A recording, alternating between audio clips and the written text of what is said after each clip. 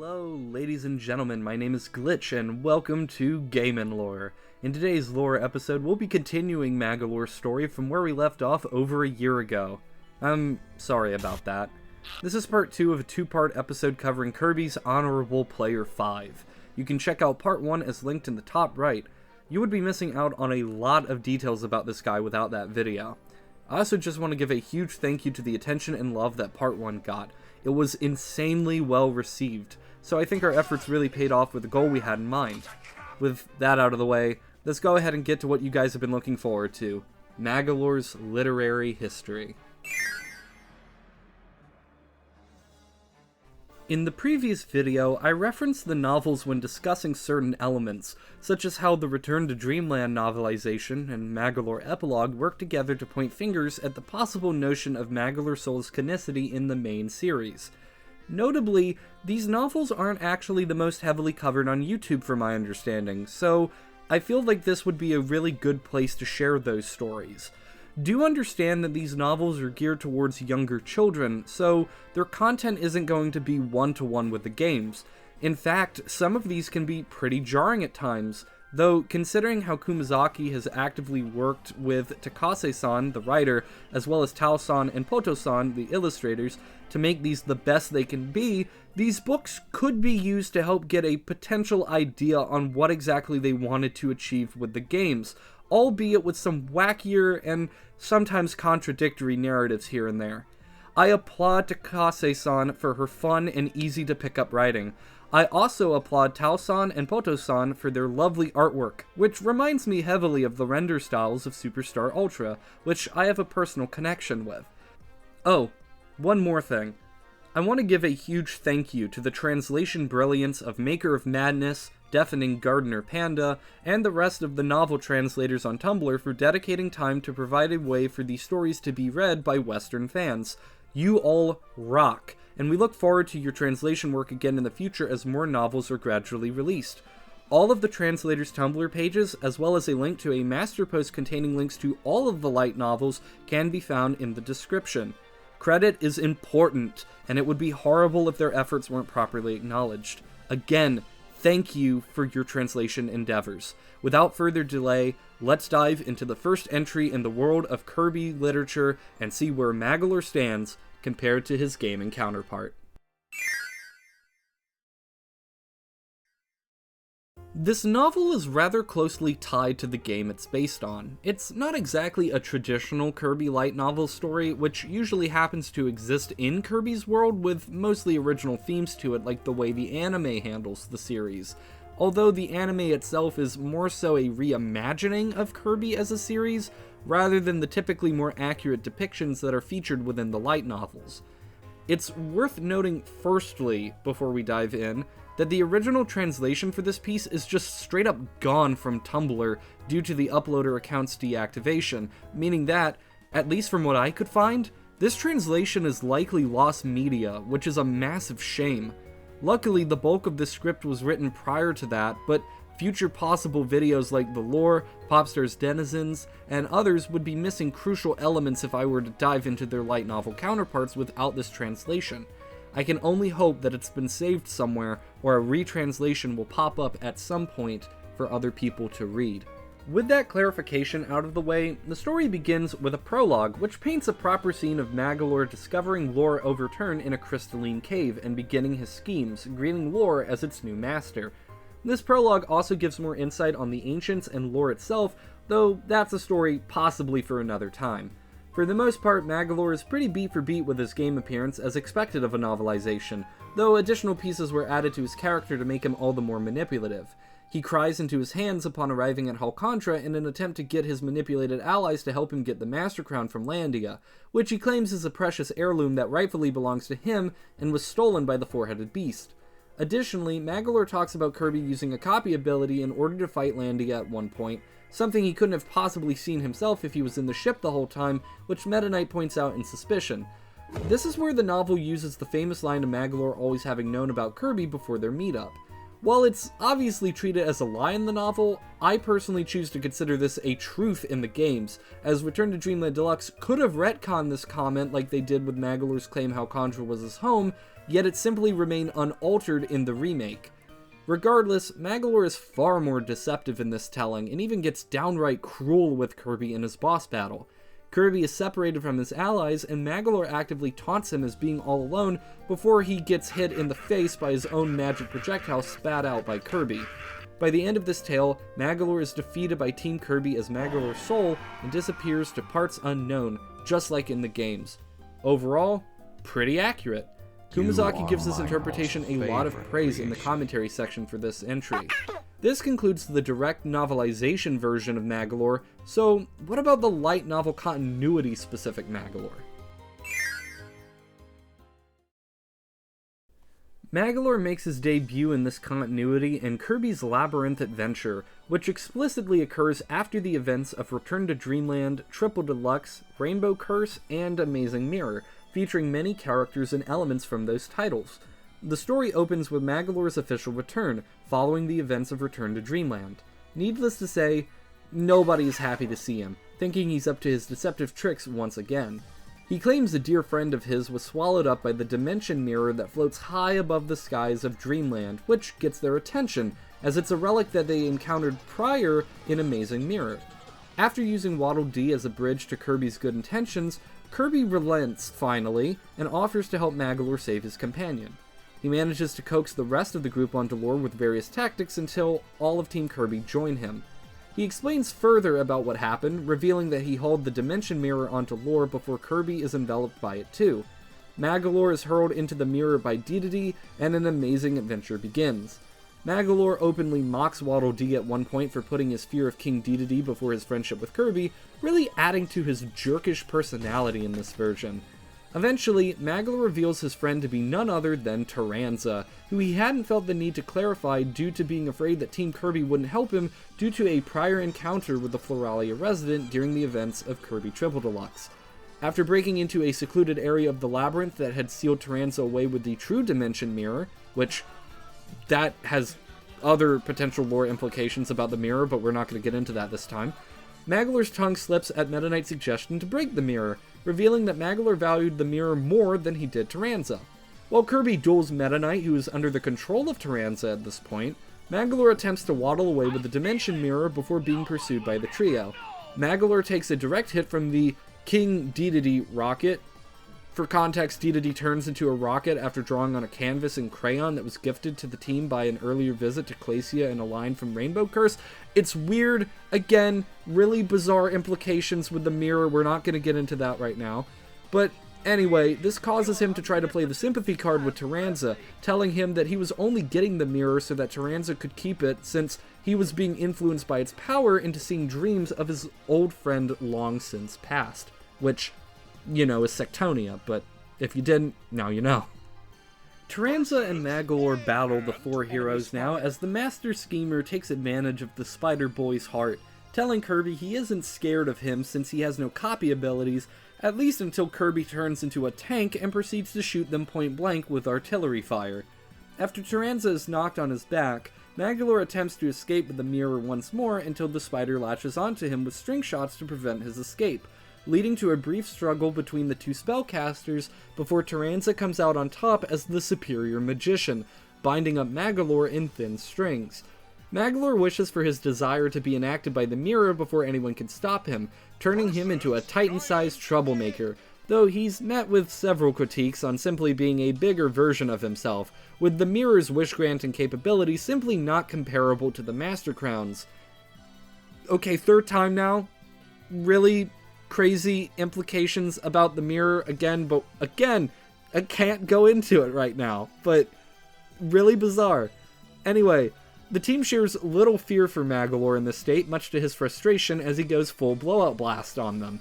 The team's attacks seem to have no effect on Magolor in this monstrous state, at least until Kirby inhales the microscopic enemy Mini, turning him tiny, which throws the Warlock into a fluster as he loses total sight of the puffball due to the immense size difference. With a well-thrown Knuckle Joe, Kirby returns to normal size, becomes Fighter Kirby, and clocks out Magolor with a single uppercut sneak attack. After the battle, Taranza reveals that Magolor had visited Floralia and proceeded to lie to him that he had been a good friend of Sectonia in order to get close to the mirror. Magolor then exclaims this was all a trick to get Kirby and friends to hang out with him, since he has no one to hang out with, and Kirby has many friends. Dedede and Meta Knight claim bogus, but Kirby, naive lad as he is, believes Magolor, who takes advantage of the situation and escapes. Following the adventure's end, Kirby arrives back home to find his Castella cake he had been waiting the entire story to eat gone, with nothing but a note and crumbs in its place, courtesy of his dear buddy, Magolor. Kirby screams to the heavens that he'll never be Magolor's friend. And that concludes Kirby's Labyrinth adventure. In Kirby Clash Team Unite, Kirby awakens in the Dream Kingdom after reading from a mystical book before being brought to the village by the Team Kirby trio of this universe before joining them and forming Team Kirby Z. Magolor is introduced properly in Chapter 3 of the novel, in which he maintains his role as the shopkeeper we see in the Clash games. Kirby is initially hesitant to trust this Magolor, considering his Magolor's past betrayals and deceptions, but ultimately reconsiders given the residents of this world only look like his former friends and enemies, but aren't actually them. This is notably different from how they're portrayed in the actual Clash games, in which everyone else is from a separate universe from the main one, Kirby included, but Magolor himself is the visitor from Kirby's main universe and not Kirby. Anyway, Magolor then sells Kirby the Swordsman set for 7 gem apples after the trio of Doc, Mage, and Hammer convince him to lower the price down from 20. Magolor promptly praises Kirby's financial decision and looks, with Kirby making a mental note of how bad he felt for not trusting this seemingly more generous and honest counterpart to his own devilish deceiver. After confrontation with Gigantedge, Kirby discusses how cool Magolor is to Bandana D, who drags him back to the shop to confront the magician, claiming that Magolor had deceived the team into believing the Swordsman set was worth as much as he discounted it for them. In actuality, Magolor had sold the set for way more than it was actually worth, like the con man he is. As much as Bandana D wanted to rat out his deceptive business practices, he couldn't bear the idea of Kirby feeling downtrodden at being duped, so he remained silent.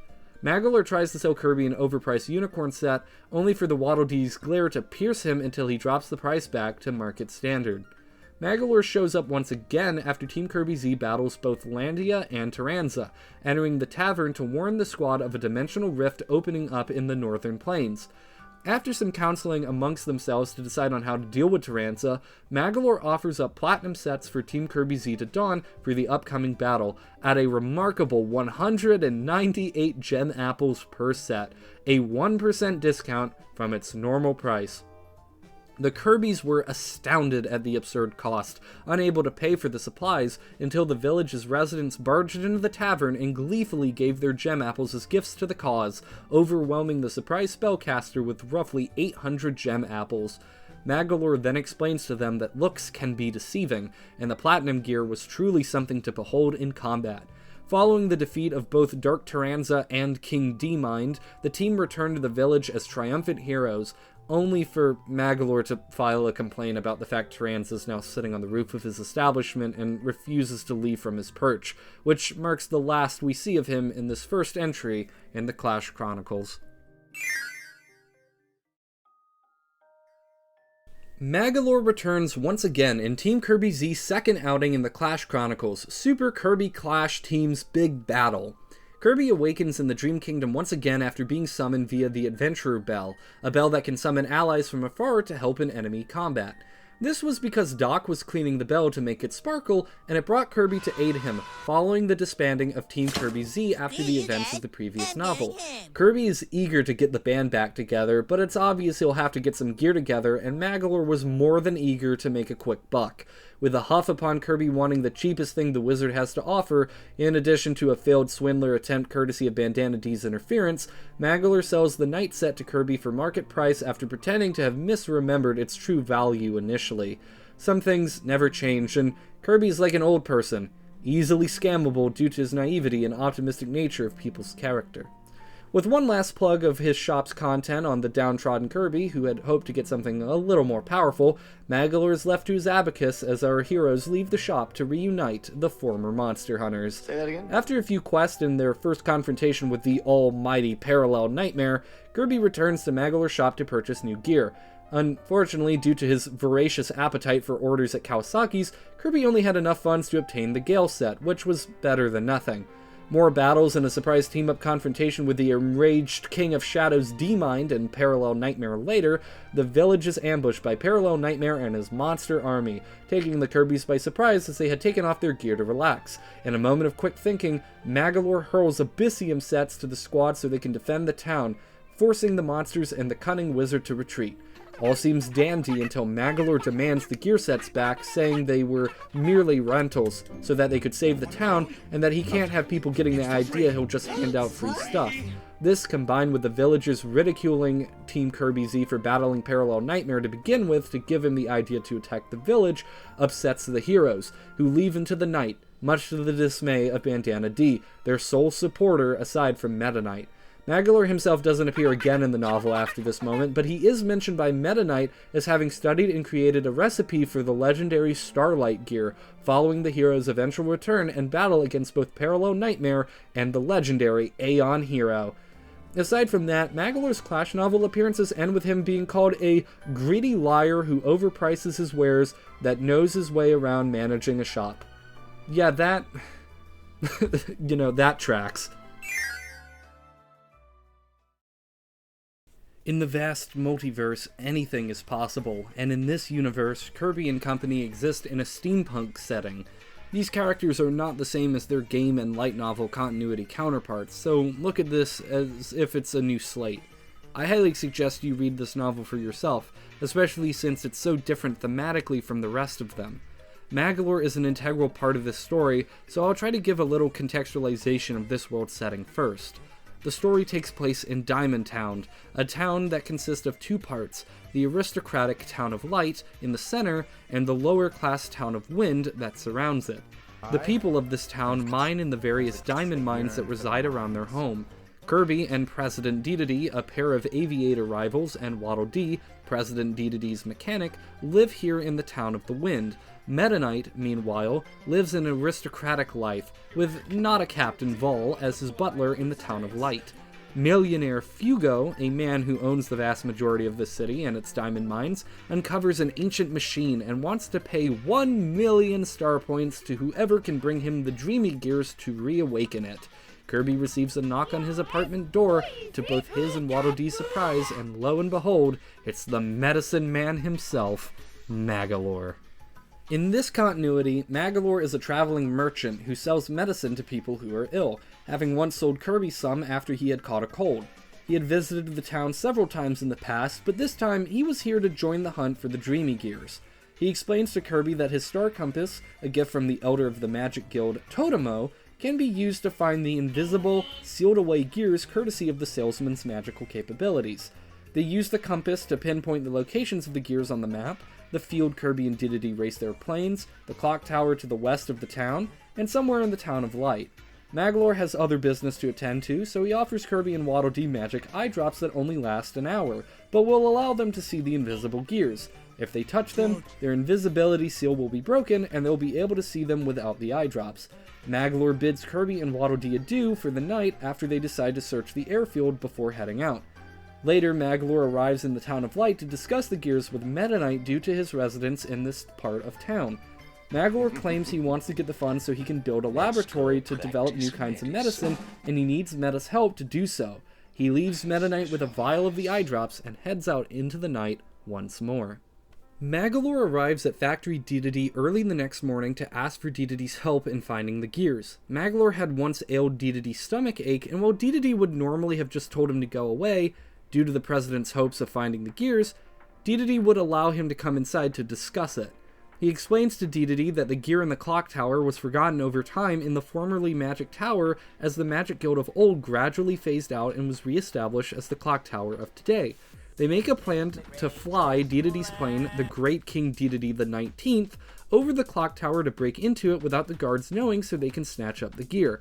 Magolor strokes Dedede's ego by telling him he trusts no one else with this task but Dedede, who he claims has better pilot skills than that pink puffball Kirby, much to the president's delight. Dedede and Magolor fly off to the clock tower, both with eye drops in their eyes, spotting the gear on the outside by the three. Magolor jumps from the plane in a parachute and attempts to grab the gear before it slips from his hands towards the train track below. Dedede leaps out of the plane. Mind you, he was flying the plane just seconds beforehand, without a parachute, and lands on top of the train below on his stomach, using it as a cushion to land uninjured and to retrieve the gear. While Kirby and Waddle Dee get the gear in the airfield, Meta Knight and the thief by night DeRoach, who had offered to aid the aristocrat in the hunt for the gears and the true intentions of millionaire Fugo, manage to find their gear hidden in Fugo's manor, courtesy of eyedrop squeakers. Not only that, they find a secret room of Fugo's unearthing of the ancient machine before DeRoach accidentally triggers the safe's alarm. Meta escapes while DeRoach distracts, and Fugo awakens from a nap, hearing the guards' reports and getting rather angry over it, reminiscing on events that had transpired just a month prior. Fugo had discovered an ancient machine while excavating the diamond mine and noticed it was covered in ancient text. Unable to read it himself, he kept the machine a secret until he could find a translator, though he knew the residents of the town of Wind would not be very helpful. He would then come upon a visiting medicine man, the one and only Magolor, who seemed to have known about Fugo's necessity for an ancient scholar. Fugo took his chances and brought Magolor to the machine, revealing it to be a clockwork star akin to the Galactic Nova from Kirby Superstar and Star Dream from Planet Robobot. Magolor translated the plate on the bottom of the machine, in which Fugo would then shower Magolor with praise for his translation abilities, as the two would simultaneously plot against one another mid-conversation over the clockwork star. Cutting back to the present, Magolor is called upon by Mr. Fugo in his hotel room in the town of Wind, being brought to the manor, and the two consult over the recent break-in. Magolor leaves to retrieve the gears from the three parties, eagerly planning to play all four sides in his own little game of deceit. Magolor arrives at Meta Knight's and is acquainted with DeRoach after a furious Vol is booted out of the room by Meta Knight. Meta Knight and DeRoach seem to catch on to Magolor's involvement in all of this and question if he's in cahoots with Fugo, to which Magolor reveals Kirby and Dedede are also after the gears. Meta Knight and DeRoach quickly decide to head out to stop them from handing over the gears to Fugo, bringing Magolor along as the trio speed off in one of Meta Knight's 7 steam-powered cars to find Kirby and Dedede, with Magolor panicking all the way there as Meta Knight becomes a absolute speed demon on the road ahead. The three parties now sit in DeRoach's closed cafe as they discuss the gears, with Magolor presenting a box to contain all three of them, which he claims may destroy everything around them in their currently uncontained state. While Kirby and company discuss a game plan to handle Fugo and translate the ancient text from a picture DeRoach had snagged from the earlier safe crack, they barely catch Magolor walking right out the door of the cafe with a box of gears, who showers them with bravos before quickly fleeing with his prize. Magolor manages to escape before they can catch up to him. Now on his own, Magolor gloats over his triumph, looking up into the smoky, hazy sky as the Lore Starcutter looms overhead. Magolor hoped to go to another world, but Lore was broken and missing parts. Magolor saw the Dreamy Gear situation as an opportunity to repair Lore, as the two machines were composed of similar tech. Magolor recounts his decision to divide the plan among the parties to take advantage of their unique sets of skills and their gear. He knew that he would have to flee from the town before his pursuers caught up to him, and so the hunt would continue. Magolor encounters Mr. Fugo and his men as he attempts to leave town, trying to put on an act only to get caught in a net trap that had been placed. Fugo admits to having never trusted Magolor and demands that he hand over the box. Meta Knight and DeRoach now arrive in his steam car and nab Magolor before Fugo's men throw knives and flatten the tires. Kirby and Dedede arrive to join the fight with Meta and DeRoach to battle the men in black. Waddle Dee is taken hostage, which forces the team to surrender as Fugo seizes the gears from Magolor and drives off to the diamond mine to reunite the gears with the clockwork star. The group follow after him and the hostage Waddle Dee, with Magolor trying to cover himself by saying that he was luring Fugo out, to which Meta Knight claims is baloney as they arrive. Magolor and the rest watch as Fugo activates the machine, bellowing a meow as it turns the diamond mine into a chocolate mine. Magolor is kind of forgotten in the final chapter of this novel, but they do make a note that he is present for their brief celebration within the mine. After that, that's the last we see of his antics in the novels until the Samurai Kirby novel Sever Evil with a Slash and a Flash, and Mary Magelan's novel adaptation. Although the former novel hasn't been fully translated yet, given what Deafening Gardener Panda has said, Magolor maintains his role as a traveling merchant from a faraway land in this Edo-era Japan-inspired alternate universe. That's all for now on these two AUs from the light novels. Once again, thank you to all of the translators for their incredible work, as well as the creative efforts of the writers and the artists of the original works themselves. These stories are quite different from the games in many unique ways, and it wouldn't be possible for many to have access to these stories if not for dedicated fan translation efforts. You all are the real ones. Again, please check out these novels and their respective translators for yourselves. All of them are linked in the description below. Now, I know what you're probably thinking to yourself. Glitch, when are we gonna get Magolor's Magolor Part 3 talking about the manga and his appearances in other games like Super Smash Bros., which you totally didn't cut from the original Magolor? The answer is, we aren't. There are plenty of other characters and series I would like to cover soon, and this egg has had me in a chokehold for the past year. The manga is... I'm not entirely sure how to put it other than odd. That, and I also can't find it anywhere online. Just learn Japanese. Stop being a little fucking put.